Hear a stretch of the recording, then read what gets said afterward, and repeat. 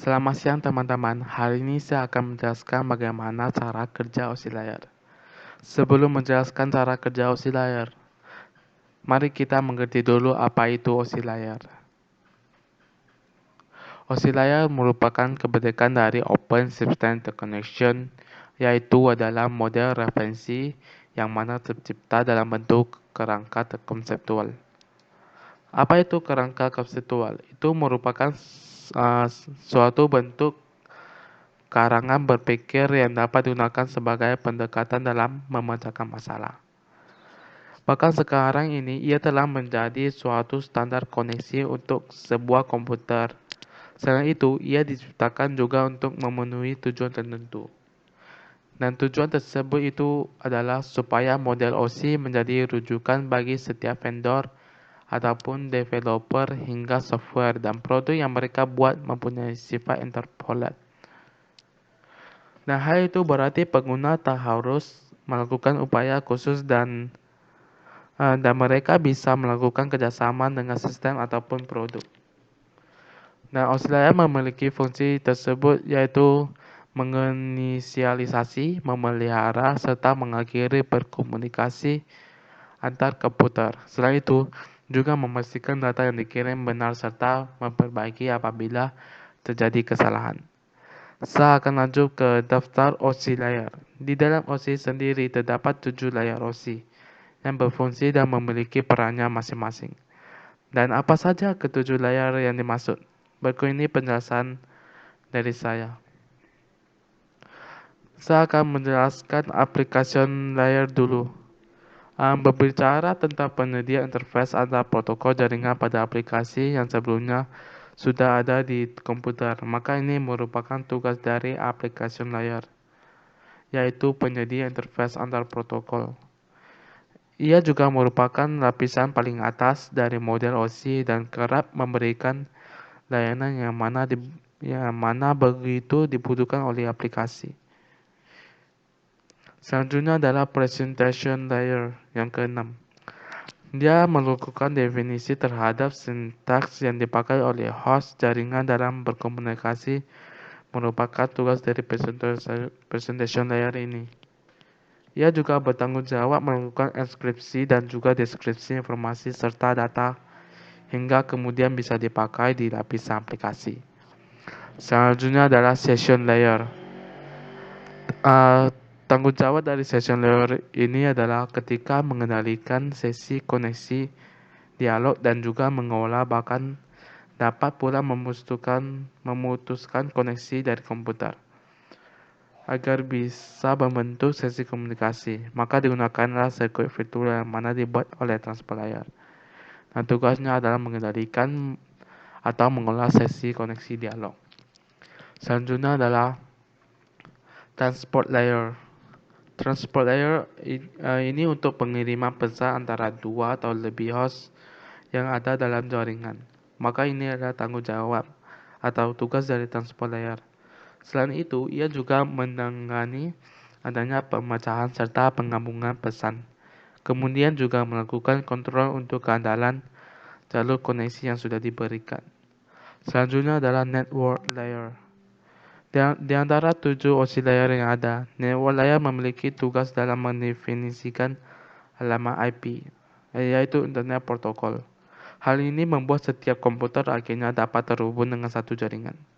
Maka tak hanya itu saja, network layer juga berfungsi untuk melakukan proses routing serta membuat header pada paket-paket data yang ada. Selanjutnya adalah data link layer. Data link layer ini ketika proses transmisi data sedang berlangsung, maka akan ada kondisi yang terjadi kesalahan. Maka inilah yang menjadi tanggung jawab dari OSI layer, yaitu melakukan pemeriksaan kesalahan. Ia juga memiliki tanggung jawab dalam hal membungkus bit hingga berbentuk data frame. Selain itu, data link layer pun juga terdapat mengolah skema pengamatan fisik, misalnya seperti alamat match (MAC) yang ada pada suatu jaringan. Selanjutnya adalah physical layer. Yang pertama, bisa dibilang bahwa physical layer ini adalah yang paling utama. Tanggung jawabnya adalah hal melakukan transmisi terhadap bit data. Tentu saja hal itu dilakukan dari physical layer pengirim dan ditujukan kepada physical layer penerima. Nantinya di sini data juga akan ditransmisikan dengan memakai jenis sinyal yang telah didukung media fisik, seperti kabel tegangan listrik, frekuensi radio, atau bisa juga infrared dan cahaya biasa. Berikut ini saya akan menjelaskan cara kerja layar menurut gambar-gambar yang saya rekomendasikan. Contohnya, kamu mempunyai dua PC, lalu kamu ingin mengirim surat atau data atau gambar atau video untuk ke PC satunya, dan kalian kirim akan melalui OC layer. Dari surat kamu dikirim melalui OC ke surat penerima, dan surat penerima itu juga diterima melalui OC juga. Dan berikut ini adalah penjelasan rinci. Seperti kamu ingin mengirim data, gambar, atau video-video yang ingin kamu kirim atau surat. Dan surat atau data ini akan dikirim melalui application layer, yaitu dia penyedia interface antar protokol jaringan. Lalu dari aplikasi ini akan dikirim ke presentation yang definisi terhadap sintaks. Lalu dari presentation ini akan dikirim dari session layer, yaitu mengendalikan sesi koneksi dialog dan juga mengolah. Lalu dari session ini akan dikirim ke transport layer, untuk pengirim pesan antara dua atau lebih host. Dan dari transport ini akan dikirim melalui network. Network layer ini dia mendefinisikan alamat IP. Setelah network akan dikirim melalui ke data link, di mana data link ini ditransmisi datanya. Dan data link ke pertama fisikal, yaitu mentransmisi terhadap bit data. Dan di sini data akan dikirim melalui OC, dikirim ke PC satunya akan dikirim melalui physical. Tentu saja hal itu dilakukan dari physical layer pengirim dan ditujukan kepada physical layer penerima.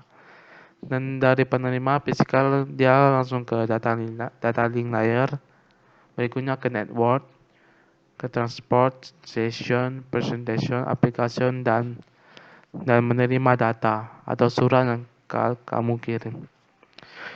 Itu saja presentasi saya dan penjelasan saya. Terima kasih untuk perhatiannya, dan jikalau ada kesalahan mohon dimaafkan. Terima kasih.